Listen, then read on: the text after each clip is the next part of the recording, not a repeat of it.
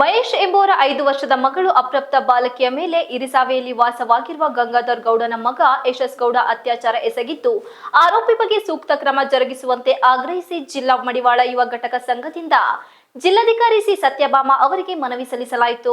ಇದೇ ವೇಳೆ ಜಿಲ್ಲಾ ಮಡಿವಾಳ ಯುವ ಘಟಕ ಸಂಘದ ಅಧ್ಯಕ್ಷ ಎಸ್.ಡಿ. ರಘು ಮತ್ತು ರಾಜ್ಯಾಧ್ಯಕ್ಷೆ ವಿಜಯಲಕ್ಷ್ಮಿ ಅಂಜನಪ್ಪ ಮಾಧ್ಯಮದೊಂದಿಗೆ ಮಾತನಾಡಿ, ಅತ್ಯಾಚಾರವಾಗಿ ಬಳಲಿರುವ 5 ವರ್ಷದ ಅಪ್ರಾಪ್ತ ಬಾಲಕಿಯು ತೀರಾ ಹಿಂದುಳಿದ ವರ್ಗ ಮಡಿವಾಳ ಜನಾಂಗಕ್ಕೆ ಸೇರಿರುವ ಬಾಲಕಿಯಾಗಿರುತ್ತಾಳೆ.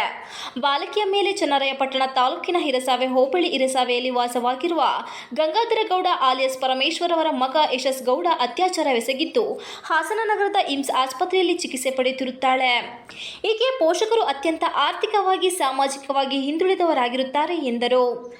ಅತ್ಯಾಚಾರವೆಸಗಿರುವ ಆರೋಪಿಯು ಆರ್ಥಿಕವಾಗಿ ಸಾಮಾಜಿಕವಾಗಿ ಸದೃಢರಾಗಿರುತ್ತಾರೆ. ಇವರು ಮತ್ತು ಇವರ ಕಡೆಯವರು ಅತ್ಯಾಚಾರಕ್ಕೆ ಒಳಗಾಗಿರುವ ಬಾಲಕಿಯ ಪೋಷಕರು ಹಾಗೂ ಸಂಬಂಧಿಕರ ಮೇಲೆ ದೌರ್ಜನ್ಯವೆಸಗುವ ಹಾಗೂ ವೈಯಕ್ತಿಕವಾಗಿ ಹಲ್ಲೆ ನಡೆಸುವ ಪ್ರಾಣಭಯ ಉಂಟುಮಾಡುವ ಸಾಧ್ಯತೆಗಳು ಹೆಚ್ಚಾಗಿರುವುದರಿಂದ ಅತ್ಯಾಚಾರಕ್ಕೆ ಒಳಗಾಗಿರುವ ಬಾಲಕಿ ಮತ್ತು ಬಾಲಕಿಯ ಪೋಷಕರಿಗೆ ಸೂಕ್ತ ರಕ್ಷಣೆ ಕೊಟ್ಟು ಹಾಗೂ ಅತ್ಯಾಚಾರಕ್ಕೆ ಒಳಗಾಗಿರುವ ಬಾಲಕಿಯ ಮುಂದಿನ ಭವಿಷ್ಯದ ಬಗ್ಗೆ ಚಿಂತೆ ಉಂಟಾಗಿದ್ದು ಆಕೆಯ ಭವಿಷ್ಯ ರೂಪಿಸಿಕೊಳ್ಳಲು ಸೂಕ್ತ ಪರಿಹಾರ ಹಾಗೂ ಆರೋಪಿಗೆ ಕಠಿಣ ಶಿಕ್ಷೆಯನ್ನು ವಿಧಿಸಬೇಕು.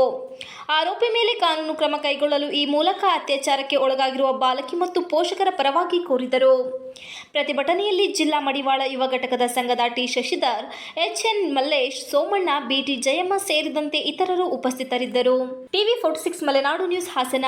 ಹಾಗಾಗಿ ಕಠಿಣವಾದ ಶಿಕ್ಷೆ ಅಂದ್ರೆ ಇನ್ನೊಂದ್ಸರಿ ಯಾರಿಗೂ ಆತರ ತೊಂದರೆ ಕೊಡಬಾರ್ದು. ಅವನ್ ನೋಡಿ ಅವನ್ ಏನ್ ಮಾಡಿದಾನೆ, ಅವ್ರು ಹೇಳ್ತಾರಂತೆ, ಅವ್ರ ಅಪ್ಪ ಅಮ್ಮ ಹೇಳ್ತಾರಂತೆ, ನೀನು ಬರ್ಲಿ, ಅವನು ಏನ್ 1 ವರ್ಷ 2 ವರ್ಷ ಒಳಗಿರ್ತಾನೆ, ಆಮೇಲೆ ಬರ್ತಾನೆ, ನೀವೇನ್ ಮಾಡಕ್ಕಾಗುತ್ತೆ, ಇವ್ರೇನ್ ಮಾಡಕ್ಕಾಗುತ್ತೆ ಅಂತ ಪಾಪ ಅವರು ಕೂಲಿ ಕಾರ್ಮಿಕ ಇರ್ತಾರೆ, ಪೇರೆಂಟ್ಸ್ ಅವ್ರಿಗೆ ಧಮಕಿ ಹಾಕೋ ಕೆಲಸ ಮಾಡ್ತಾ ಇದ್ದಾರೆ. ಆದ್ರೆ ಕಠಿಣವಾಗಿ ಶಿಕ್ಷೆ ಕೊಡ್ಲಿಲ್ಲ ಅಂದ್ರೆ ನಾವು ಮಾತ್ರ ಉಗ್ರವಾದ ಹೋರಾಟನ ಖಂಡಿತ ನಾವು ಮಾಡ್ತೇವೆ. ಯಾಕೆ ಜಿಲ್ಲಾದ್ಯಂತ ಅಲ್ಲ, ರಾಜ್ಯಾದ್ಯಂತ ಮಾಡ್ತೀವಿ. ನಾವು ಇದೇ ವಿಚಾರವಾಗಿ ಮಾಡ್ತೀವಿ. ಯಾಕೆ ಅಂದ್ರೆ ಇದೇ ತರ ಆಗ್ತಾ ಇದೆ. ಅದ್ರಲ್ಲಂತೂ ನಮ್ಮ ಮಡಿವಾಳ ಸಮಾಜದಲ್ಲಿ ಕೇಳೋರಿಲ್ಲ, ಹೇಳೋರಿಲ್ಲ ಅಂತ. ಯಾಕಂದ್ರೆ ಅವ್ರಿಗೆ ಒಂದು ಕಮ್ಯುನಿಕೇಶನ್ ಆಗ್ತಾ ಇಲ್ಲ. ಯಾಕೆಂದ್ರೆ ಯಾರು ಮುಂದೆ ಬರಲ್ಲ, ನಮ್ಮವ್ರಿಗೆಲ್ಲ ವಿದ್ಯಾವಂತರಿಲ್ಲ. ಹಾಗಾಗಿ ಕಮ್ಯುನಿಕೇಶನ್ ಆಗ್ತಾ ಇಲ್ಲ, ಅವ್ರೆಲ್ರಿಗೂ ತೊಂದರೆ ಆಗ್ತಾ ಇದೆ. ಇದು ನಡೀತಾ ಇದೆ, ಅದ್ರ ಸುದ್ದಿಗೆ ಬರ್ತಾ ಇಲ್ಲ. ಹಾಗಾಗಿ ನ್ಯಾಯ ಕೊಡ್ಸೋ ಕೆಲಸ ಆಗ್ಬೇಕು, ಮತ್ತೆ ಕಠಿಣ ಶಿಕ್ಷೆ ಆಗ್ಬೇಕು. ಅವ್ನು ಇನ್ನೊಂದ್ಸಾರಿ ಅವನಲ್ಲ, ಅವ್ನು ನೋಡ್ಕೊಂಡು ಯಾರು ಮಾಡಬಾರ್ದು.